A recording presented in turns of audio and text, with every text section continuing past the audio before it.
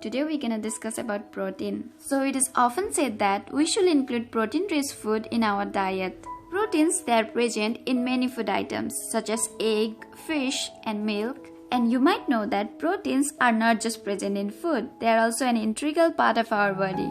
They are present in our hair, muscles, and even in hemoglobin. Proteins are macromolecules made primarily of carbon, hydrogen, oxygen, and nitrogen. Proteins are formed when large number of amino acids bind together through peptide bonds. And proteins are often addressed as building blocks of life. Depending upon the molecular shape of protein, they can be classified as fibrous protein and globular protein. Fibrous proteins are formed when polypeptide chains run parallel to each other and are linked together to form fibers. And the molecules of these chains at many points are held together by hydrogen and disulfide bonds.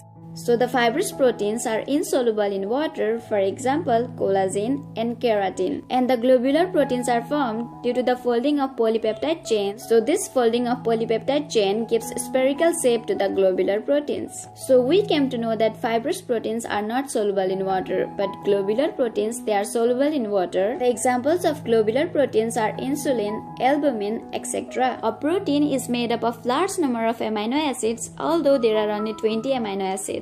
These amino acids are linked together in different sequences, giving rise to different polypeptide chains. If we talk about the structure of amino acid, then amino acids are made up of carbon, oxygen, nitrogen, hydrogen, and some certain sulfur. These atoms form an amino group, a carboxyl group, and a side chain attached to a central carbon atom. And let me tell you this, the side chain of amino acid is the only part that varies from amino acid to amino acid and determines the properties of amino acid. Hydrophobic amino acids have carbon-rich side chain which do not interact with water, and it is because the hydrophobic amino acid have phobia of water. But the hydrophilic or polar amino acid interacts with water, and the charged amino acid interact with oppositely charged amino acid or other molecules.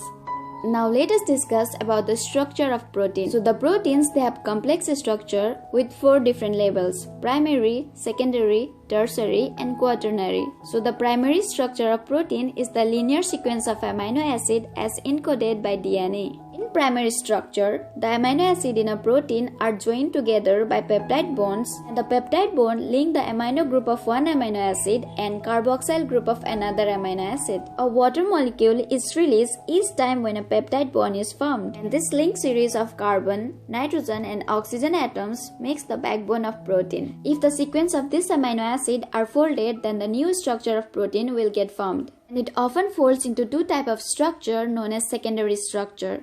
And it is established by the hydrogen bonds between the amine and carboxyl groups of nearby amino acids, and the beta sheets are formed when the polypeptide chains are stretched to the maximum extension and are then so folded that different strands lies alongside with each other.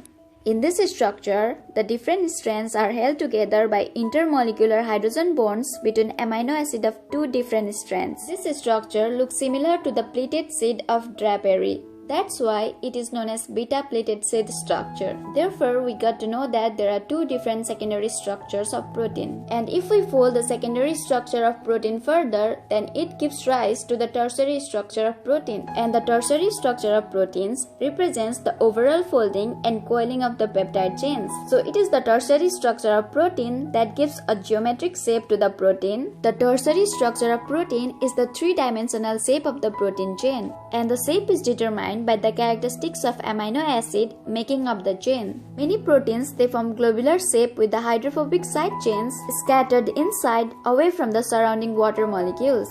Membrane-bound proteins have hydrophobic residues cluttered together on the outside so that the hydrophobic side chain can interact with the lipids in the membrane. The functions of many proteins rely on their 3-dimensional shapes, and there are some proteins which contains 2 or more polypeptide chains, and these polypeptide chains are referred as subunits. Quaternary structure is the special arrangement of these subunits with respect to each other in the protein structure. These subunits in a quaternary structure may be similar or different. So one best example of quaternary structure of protein will be hemoglobin. The 4 subunits of hemoglobin cooperate so that the complex structure can easily pick up more oxygen in the lungs and release it in the body. So we have seen that proteins, they are specific in their structure. Other than this, proteins are specific in their biological activity as well. The natural state in which a protein occurs is its native state, and a protein in its native state is called native protein. If a native protein is subjected to a physical or chemical changes such as temperature change or change in pH, the hydrogen bond gets denaturated, causing the shape of protein to change. And due to this, the protein unfolds and loses its biological activities.